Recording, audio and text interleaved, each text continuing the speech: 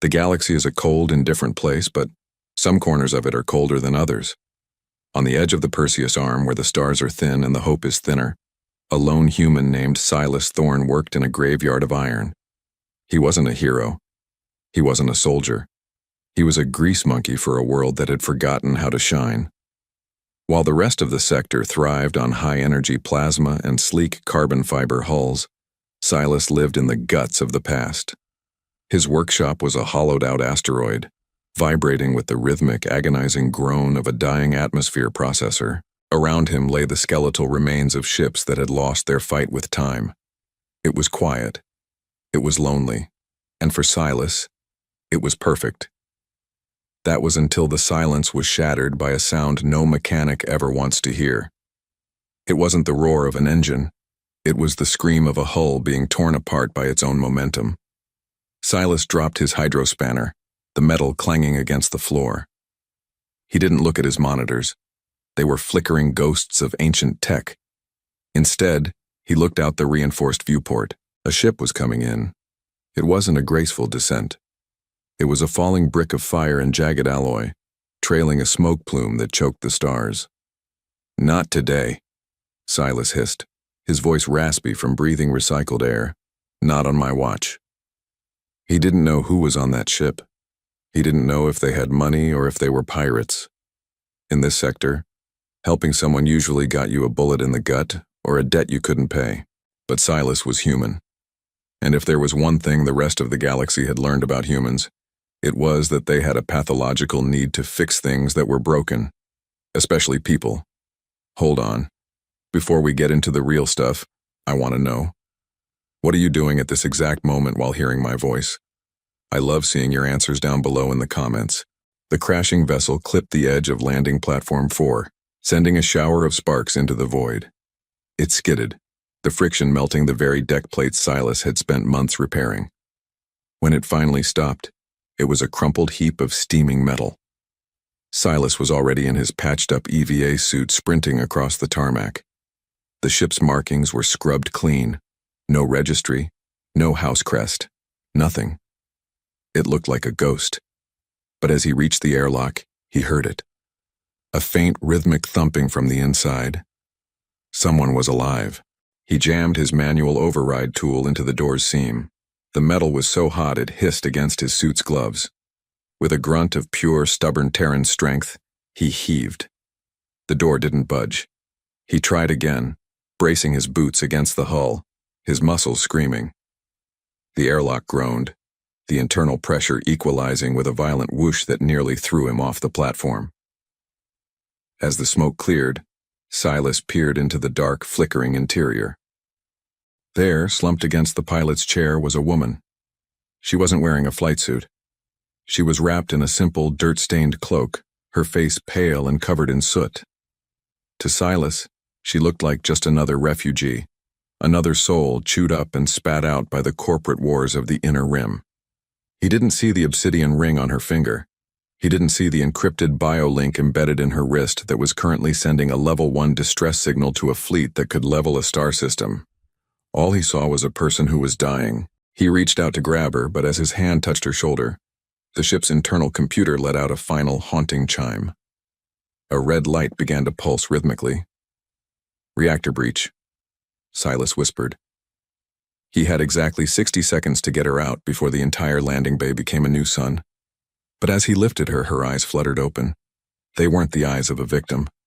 For a split second they were sharp, commanding, and utterly terrifying. "Leave. Me," she wheezed. Silas ignored her, throwing her arm over his shoulder. "Shut up," he snapped. "I'm a mechanic. I don't leave jobs half-finished." As they stumbled toward the exit, the deck beneath them began to glow a dull, angry orange. The explosion wasn't coming. It was already happening. The heat was a physical wall pushing against Silas's back like the breath of a dragon. He didn't look behind him. In the scrap business, looking back is how you trip over the junk that kills you. He hauled the woman through the reinforced blast doors of the main hangar, just as the ship's reactor gave up the ghost. The explosion wasn't a roar. It was a high-pitched crack that shattered every light fixture in the bay. A wave of force slammed into Silas, throwing him and the woman forward. They skidded across the gritty floor, metal shavings biting into his suit. Silence followed, heavy and ringing with the sound of settling debris. Silas groaned, pushing himself up. His visor was cracked, a jagged line bisecting his vision. He scrambled over to the woman. She was unconscious again, her breathing shallow and ragged. "Great," Silas muttered, wiping soot from his cracked faceplate. Just another Tuesday in paradise. He carried her to the med bay, which was really just a repurposed storage closet with a flickering biobed and a stolen surgical droid that hummed off-key. He laid her down gently. As he stripped away his heavy EVA gloves, he noticed her hands. They weren't the hands of a laborer. No scars, no grease under the nails. Her skin was unnaturally smooth, and her clothes, though scorched, were made of a weave he didn't recognize. Something that felt like spun starlight. "Who are you?" he whispered to the empty room. The surgical droid, a rusted unit Silas called Rusty, whirred to life. It scanned her with a flickering red beam. Patient identified as error. Biological signature encrypted. Priority Alpha Zero detected. Silas froze. Priority Alpha Zero? Rusty, that's a military-grade encryption. Only the high houses of the core worlds use that. The droid didn't answer.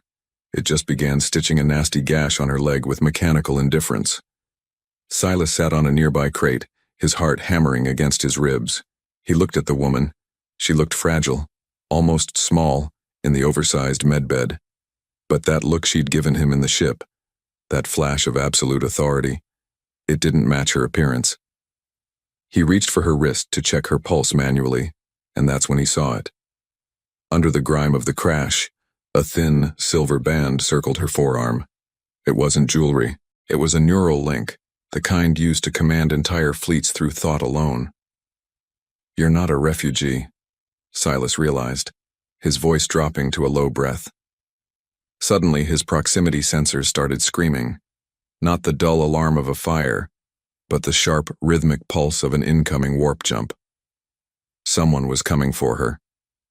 And in this sector, people who arrived in warp-capable ships usually didn't come to talk. He ran to the command console, slapping the ancient monitors. The screen resolved into a grainy image of the space outside his asteroid. 3 black-hulled interceptors had just dropped out of hyperspace. They weren't Navy. They were Void Hounds, the most ruthless mercenary guild in the quadrant. "Target sighted," a cold, synthesized voice crackled over the open comms. "Scrapyard confirmed. Land and retrieve the asset, kill the inhabitant." Silas felt a cold sweat break out. He looked at the woman on the bed. She was still out cold. He looked at his arsenal, a heavy-duty welding torch and a modified rivet gun. He was one man against a squad of professional killers. Most people would have handed her over. Most people would have run for the escape pod. But Silas remembered his father's words, back on Earth, before the stars became their graveyard. "Humans don't trade lives for peace. We build walls so others can sleep." He slammed his hand on the lockdown button. Heavy iron shutters began to grind shut over the hangar. "You want her?" Silas growled, grabbing his welding mask. "You're gonna have to pay the scrap price first." The mercenaries began their descent, their thrusters glowing like vengeful eyes in the dark. Silas didn't know he was protecting the Empress of the United Galactic Systems. He just knew she was his guest. And in his house, the guests stayed alive. But as the first mercenary breach pod slammed into his roof, Silas realized he might have underestimated just how far these men would go to claim the prize sleeping in his medbay. The asteroid shuddered as the first breach pod slammed into the ceiling of Bay 6. Dust, centuries of pulverized moon rock and iron filings, rained down like gray snow. Silas didn't flinch. He adjusted his welding mask, the auto-tinting lens flickering to life. He wasn't a soldier, but he knew every inch of this graveyard. He knew which floor plates were loose and which steam pipes were under enough pressure to strip the skin off a boreas troll. "Rusty!" Silas barked at the medical droid. "Move the patient to the sub-ventilation crawl space. Do not, I repeat, do not let her vitals drop." The droid beeped in a panicked frequency, its hydraulic legs whirring as it wheeled the bed toward a hidden alcove. Silas watched them go, his heart hammering a frantic rhythm against his ribs. He was alone now. Just him, a heavy-duty plasma cutter, and a crate of magnetized industrial rivets. Above him, the screech of metal on metal signaled the breech pod's drill bit biting through the hull. K-thunk. The ceiling buckled. 3 figures dropped through the hole, landing with the heavy, synchronized thud of powered exoskeletons. These weren't just mercenaries. They were Void Hounds, the galaxy's elite cleaners. Their armor was matte black, designed to absorb light and radar alike. Their HUDs glowed a predatory crimson in the dim workshop. Asset location confirmed. The lead mercenary growled into his comms. 1 civilian present. Neutralize him. The lead hound raised a flechette carbine, a weapon designed to shred flesh without damaging delicate ship internals. He didn't even aim. He just pointed it toward Silas's shadow. Pfft, pfft, pfft. The darts hissed through the air, burying themselves in a stack of discarded hull plating. But Silas wasn't there. He had already dropped into the maintenance pit, his boots clanging against the rusted ladder. "You're in the wrong shop, boys." Silas's voice echoed through the hangar's intercom, distorted and haunting. "Everything here is recycled, including the trash." He slammed a manual override lever. To the mercenaries, it looked like a random wall panel. To Silas, it was the trigger for a high-pressure coolant release. A jet of supercooled nitrogen erupted from the floor, instantly flash-freezing the lead mercenary's legs to the deck plates. The man roared in frustration, his servos whining as they tried to break the ice. The other 2 mercenaries fanned out, their motion trackers pinging. They were fast, moving with the terrifying fluidity of genetically enhanced predators. "He's in the vents," one shouted, aiming upward. But Silas wasn't in the vents. He was behind the main power transformer. He knew that the Void Hounds relied on their high-tech sensors. And he knew that humans had a specific talent for making high-tech sensors go absolutely haywire. He threw a handful of magnetized shavings into the intake fan of the workshop's ventilation system. Within seconds, the air was thick with a metallic fog. The mercenaries' HUDs began to flicker and scream with false positives. Their perfect vision was suddenly a blur of static and ghost images. "Switch to manual!" the leader commanded, kicking his frozen legs free with a sickening crack of ice and metal. Silas emerged from the fog like a wraith. He wasn't carrying a gun. He was carrying a heavy-duty industrial magnetic crane remote. With a grim smile, he clicked the activate button. 4 tons of scrap metal, engine blocks, jagged struts, and heavy girders suddenly lurched toward the ceiling. The mercenaries, caught in the magnetic field of their own heavy armor, were yanked off their feet. One slammed into a support pillar with a dull thud, his helmet cracking. "What kind of madness is this?" the mercenary gasped, struggling against the invisible pull. "You're just a mechanic." "I'm a human mechanic," Silas corrected, stepping into the light, his plasma cutter roaring to life with a blue, sun-bright flame. "And you're scratching my floor." He moved toward them, the blue light of the cutter reflecting in his cold, determined eyes. But just as he prepared to disable their suits, a sound echoed from the med bay. It wasn't a scream. It was a hum, a low, vibrating frequency that made the very air feel heavy. The woman was awake. And she wasn't just awake. She was standing. The low hum didn't come from a machine. It felt like it was coming from the very atoms of the room. Silas froze, his plasma cutter mid-swing. The 3 Void Hounds, still pinned against the magnetic hoist or struggling with frozen joints, stopped dead. Their HUDs weren't just flickering now. They were flatlining. Silas turned his head slowly. Standing in the doorway of the medbay was the woman. She looked nothing like the broken pilot he'd pulled from the wreckage. The soot was still on her face, but her posture had shifted. She stood with a terrifying, absolute stillness.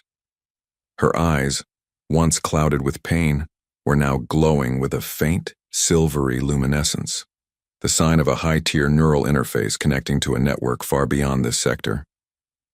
"Lower the magnetic field, mechanic," she said. Her voice wasn't loud, but it carried the weight of a planetary governor. It wasn't a request, it was a fundamental law of physics. Silas blinked, his hand trembling slightly on the remote.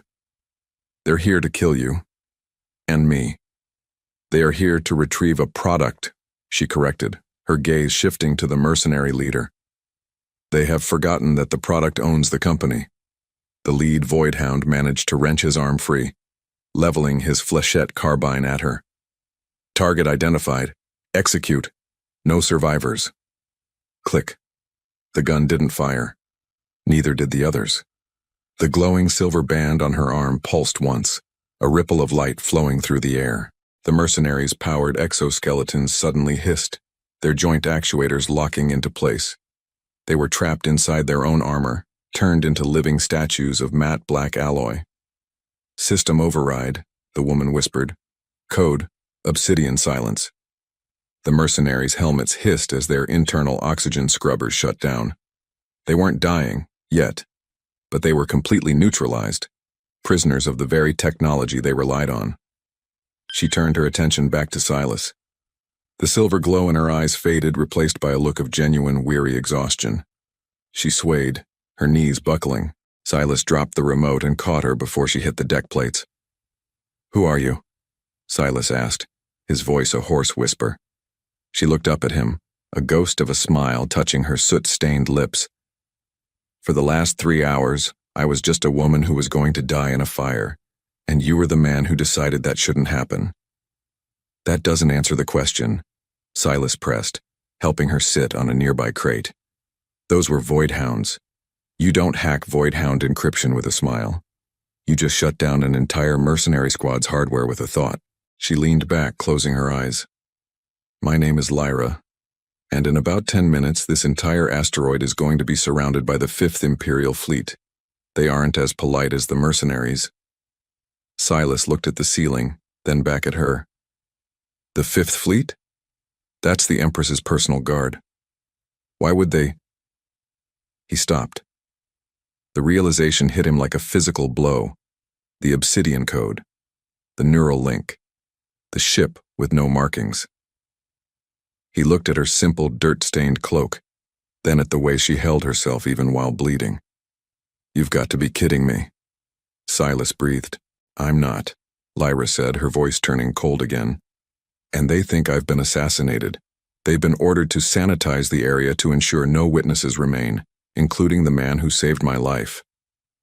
Silas stood up, grabbing his welding mask. "So, let me get this straight. I saved the most powerful woman in the galaxy and my reward is a planetary-class orbital bombardment?" "Not if we leave," she said, pointing to the far corner of the hangar where a tarp covered a bulky, rectangular shape. "What is that?" "That? That's a 200-year-old heavy freighter engine strapped to a mining hauler," Silas said. "It's a piece of junk." "It's a human ship," Lyra corrected, her eyes sharpening. "Which means it's built to survive things it has no right to. Can you make it fly?" Silas looked at the junk he'd been tinkering with for 3 years. He looked at the woman who could end his life with a whisper. Then he looked at his hydrospanner. "It won't be pretty," Silas grunted. "But it'll be loud." The asteroid began to hum, but it wasn't the high-tech resonance of Lyra's neural link this time. It was the deep, bone-shaking vibration of the orbital cannons locking onto their coordinates. Silas knew that sound. It was the sound of a sector cleanse protocol. "Strap into the co-pilot seat," Silas commanded, throwing his hydrospanner into a magnetic holster. "And don't touch the red lever. That's the life support, and it's currently held together by a prayer and a very expensive piece of industrial chewing gum." Lyra didn't argue. The most powerful woman in the galaxy climbed into a seat that smelled of stale coffee and burnt ozone. She watched with a mix of fascination and horror as Silas began flipping switches that looked like they belonged in a museum of ancient history. "This ship shouldn't be pressurized," she noted, her eyes scanning the exposed wiring of the rust bucket. "It's not," Silas grunted, slamming a heavy physical breaker. "The internal grav plating doubles as a magnetic seal. It's a human design, inefficient as hell, but it means the hull can take a direct hit from a kinetic slug and just dent instead of shattering. Now hold on to something." Above them, the hangar roof vanished. Not because Silas opened it, but because the first warning shot from the Fifth Imperial Fleet turned the reinforced iron into molten slag. The vacuum of space began to howl, pulling at everything not bolted down. Silas slammed the ignition. The 200-year-old engine didn't roar. It coughed a cloud of black smoke, sputtered, and then let out a scream that vibrated in Lyra's very marrow. "Reactor at 40%, Silas shouted over the din. "We're going to be a bit sluggish." "Silas," Lyra said, her voice eerily calm despite the chaos. "The Fifth Fleet doesn't miss. If we break the atmosphere, their targeting computers will vaporize us in 0.4 seconds. "Not if they can't see us," Silas countered. He didn't head for open space. Instead, he angled the rust bucket straight down, deeper into the graveyard. He wove the bulky hauler through the rib cages of dead dreadnoughts and the shattered husks of ancient tankers. It was a high-stakes game of hide-and-seek, where the seeker had a magnifying glass and a blowtorch. On his flickering monitor, a massive shadow appeared. The Aegis-class flagship of the Imperial Fleet was descending like a vengeful god. "They've deployed interceptors," Lyra warned. 6 of them, Mark IV Phantoms. They're faster than us." "Speed isn't everything," Silas muttered, his hands dancing over the manual thruster controls. "In a junkyard, mass is king." He banked the ship hard to the left, scraping the rust bucket's hull against the side of a decommissioned fuel depot. Sparks flew like tracers. The Phantoms followed, their sleek hulls gliding through the debris with predatory grace. "They're locking on!" Lyra cried out. Silas didn't dodge. He accelerated. He headed straight for the dead zone, a massive swirl of magnetic dust and hyper-compressed scrap at the center of the asteroid cluster. "If we go in there, our sensors will die," Lyra shouted. "Exactly." Silas grinned, a wild human light in his eyes. "And so will theirs. But I've lived in this dump for 10 years. I don't need sensors. I know the scent of the rust." As the rust bucket plunged into the swirling vortex of iron clouds, the Phantoms hesitated. It was a logical choice. No sane pilot would enter a magnetic storm in a carbon fiber ship, but Silas Thorne wasn't playing by the rules of logic. He was playing by the rules of survival. Suddenly, a massive piece of debris, half a colony ship, loomed out of the dust directly in their path. "Silas, look out!" He didn't pull up. He aimed for a tiny, jagged hole in the center of the wreckage. It was a gap no wider than the rust bucket itself. The screech of metal was deafening. The rust bucket didn't just pass through the gap. It shaved its own outer plating off to fit. Blue sparks filled the cockpit, dancing across Lyra's terrified face like static ghosts. Silas gripped the yoke so hard his knuckles turned white, his muscles straining against the manual hydraulics. Then suddenly the chaos stopped. They emerged on the other side of the debris, drifting in the eye of the magnetic storm. Behind them, 2 of the pursuing Phantoms weren't so lucky. Their high-tech navigation systems had tried to calculate a path that didn't exist, and they had slammed into the colony ship's hull, turning into expensive fireworks. "We're clear," Silas exhaled, his chest heaving. "For now." Lyra stared at him, her chest rising and falling in sync with his. "No one flies like that. That was statistically impossible." "That's the thing about statistics, Lyra," Silas said, wiping sweat from his brow. "They don't account for a human who really wants to live." But their victory was short-lived. The silence was broken by a deep, resonant thrum that made the liquid in Silas's coffee cup vibrate. It wasn't an engine. It was a broad-spectrum transmission so powerful it overrode every speaker on the ship. "This is Admiral Vane of the Fifth Imperial Fleet," the voice boomed, cold and devoid of mercy. "To the pilot of the civilian craft, you are in possession of stolen Imperial property. You have 60 seconds to power down your engines and prepare for boarding. If you resist, we will crack this asteroid cluster like a nut." Silas looked at Lyra. "Stolen property? Is that what they're calling you?" Lyra's expression hardened. The vulnerability she'd shown in the cockpit vanished, replaced by a cold, sharp fury. "Vane was my father's most trusted advisor. If he's the one leading the rescue, then this wasn't an accident, this was a coup. So if I hand you over, I'm handing you to your executioner. Silas surmised. And if you don't, he kills us both to make sure no one ever finds out what happened to me, Lyra added. Silas looked at his dashboard. The reactor was redlining. The life support was wheezing. They were trapped between a magnetic storm and a fleet that could glass a planet. Any logical being would have surrendered. Any alien species would have seen the game over screen. But Silas Thorne was looking at a pile of discarded thermal detonators he'd been salvaging for parts. Lyra, Silas said, a dangerous glint in his eye.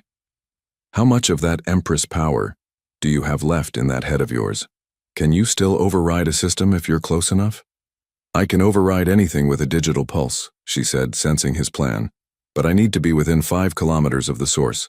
The Admiral's flagship is 50 kilometers out. Then we need to get closer, Silas said, slamming the rust bucket back into gear. Silas, that's suicide. They have point defense cannons that can track a grain of sand. They can track a grain of sand, Silas agreed, but they can't track a ghost. And I'm about to turn this entire junkyard into a haunting. He reached over and grabbed a heavy-duty spool of fiber optic cable. He began frantically connecting it to the ship's comms array. What are you doing? She asked. I'm going to use the magnetic storm as an amplifier, Silas explained, his fingers moving with a mechanic's precision. We're going to broadcast a signal that mimics the signature of a dying reactor. To their sensors, we're going to look like a ship that's already exploded. We'll be a cloud of expanding gas and debris. A ghost signature? Lyra whispered. That's a myth from the old wars. Everything in this bay is a myth, Lyra, Silas said, his hand hovering over the execute button. Let's see if the Admiral believes in ghosts. As the rust bucket drifted out of the storm, Silas hit the switch. On the Imperial Fleet scanners, the human ship suddenly flared bright white, then shattered into 1,000 tiny fragments. On the bridge of the Imperial flagship, the sensor tech exhaled. Target destroyed, Admiral. Thermal bloom confirmed. The debris is scattering in the magnetic wake. Admiral Vane didn't smile. He wasn't a man who enjoyed destruction. He was a man who enjoyed certainty. Scan the wreckage. I want a DNA match on the Empress. No ghost stories today. But the wreckage was drifting. Specifically, a large scorched hunk of the rust bucket's outer hull was floating directly toward the flagship's main hangar bay. It looked like a piece of dead metal, spinning aimlessly. Inside that piece of metal, Silas and Lyra were huddled in a space no larger than a coffin, breathing from a single oxygen tank. If they use a tractor beam, we're dead, Silas whispered, his face inches from Lyra's. The heat from her skin was the only thing keeping him from freezing. They won't, Lyra whispered back. Vane is arrogant. He thinks a human scavenger is beneath his notice. He'll let the cleaning drones catch the trash once it hits the energy shield. Thump. The vibration traveled through the metal. They weren't drifting anymore. They were docked. Silas kicked the emergency release on the scrap pod he'd built in under 3 minutes. The hatch hissed open, revealing the pristine, white-lit interior of the Imperial hangar. Silas stepped out, his rivet gun held like a carbine. He looked like a nightmare, covered in grease, soot, and dried blood. Lyra followed, her eyes glowing with a silver intensity that seemed to dim the overhead lights. We have exactly 3 minutes before the internal sensors register a mass discrepancy, Lyra said, her voice dropping into a register of pure command. The bridge is 60 levels up. We aren't going to the bridge, Silas said, pointing to a massive data conduit running along the ceiling. We're going to the heart. They sprinted through the corridors of the most powerful ship in the galaxy.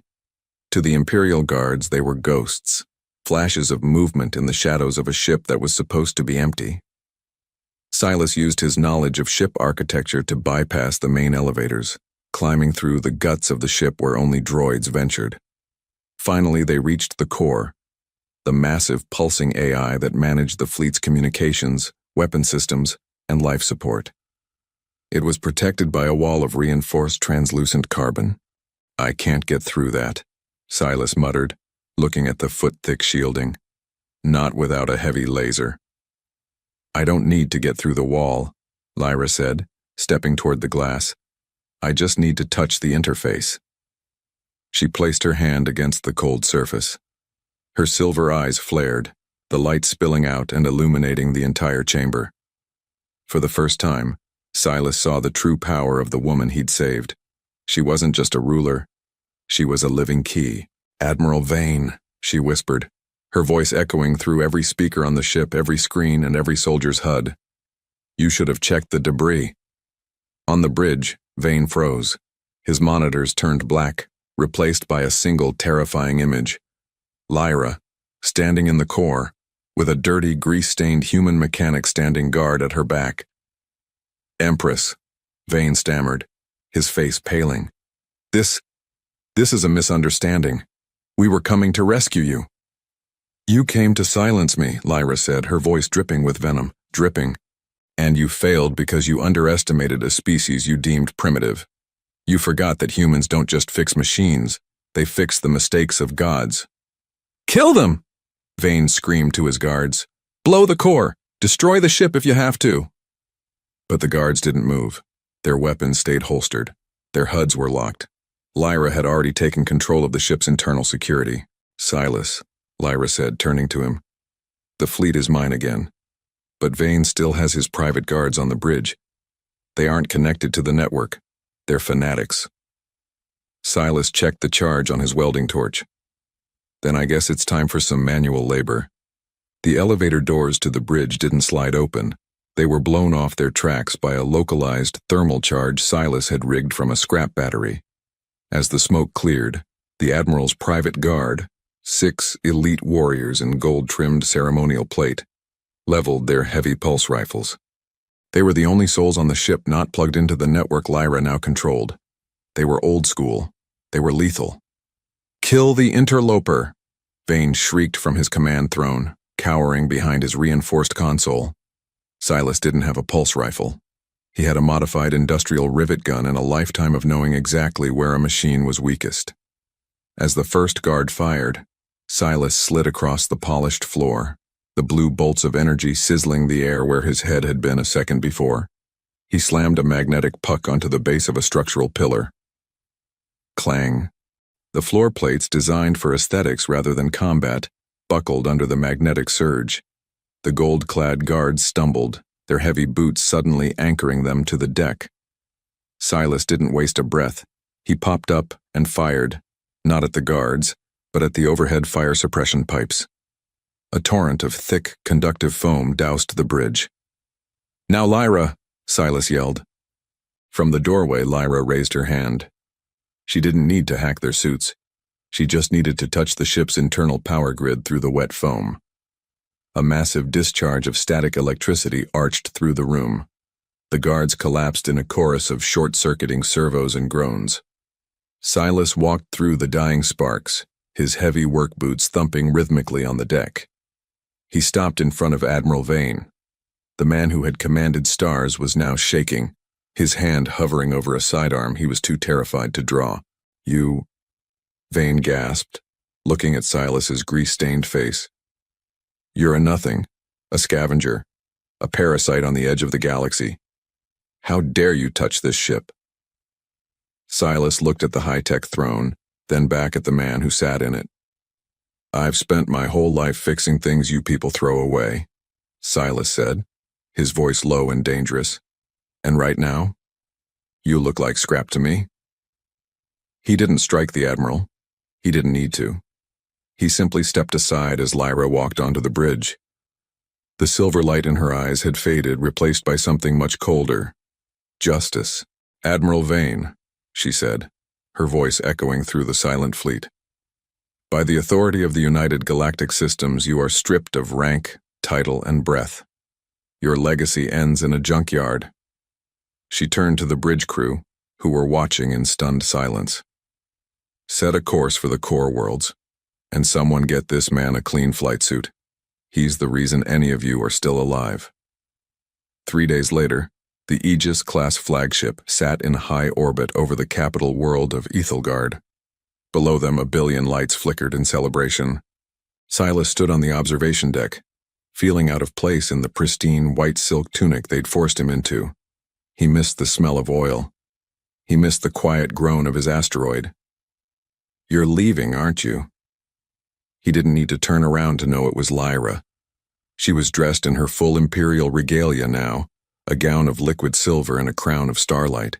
She looked like a goddess, but to Silas, she was still the woman who had coughed soot in his med bay. The Empire doesn't need a mechanic, Lyra, Silas said, looking out at the stars. It needs a ruler, and my asteroid, well, the junk doesn't organize itself. Lyra walked up beside him, leaning against the railing. I could give you a moon. I could give you a fleet of the finest ships ever built. I don't want a moon, Silas smiled. I like my little rock. It's got character. Lyra stayed silent for a moment, then reached out and pressed a small obsidian chip into his hand. This is a direct line. No encryption can block it. No fleet can trace it. If you ever find something you can't fix, Silas Thorne, you call me. Silas closed his hand over the chip. And if you ever get tired of being a goddess, there's always a spare bunk in Bay 6. The coffee's terrible, but the view is honest. She leaned in and kissed his cheek, a gesture that would have caused a scandal in every court in the galaxy. Goodbye, Silas. Thank you for being human. As Silas's small, battered transport ship detached from the flagship and burned for the distant Perseus arm, the entire Fifth Fleet dipped their wings in a silent, thunderous salute. The galaxy was still a cold, indifferent place, but for one man and one empress, it felt a little bit more like home.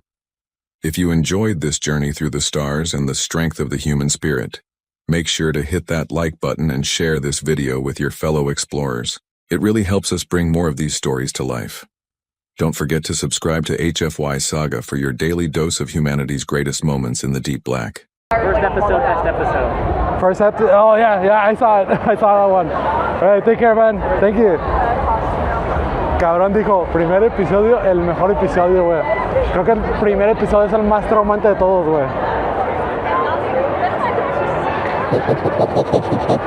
Es el más traumante de todos, el primer episodio, güey.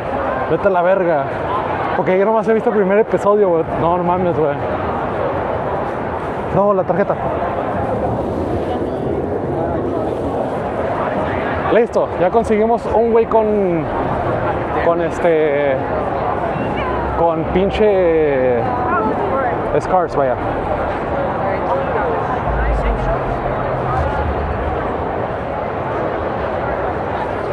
I separated from my friends. Sorry. Sorry.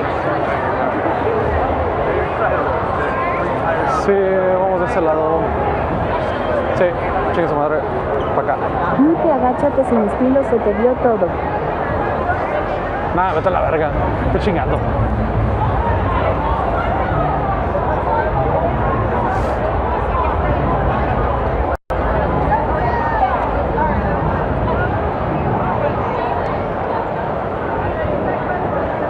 Güey, no mames, se me está trabando todo el pinche celular, güey. ¿Por qué será?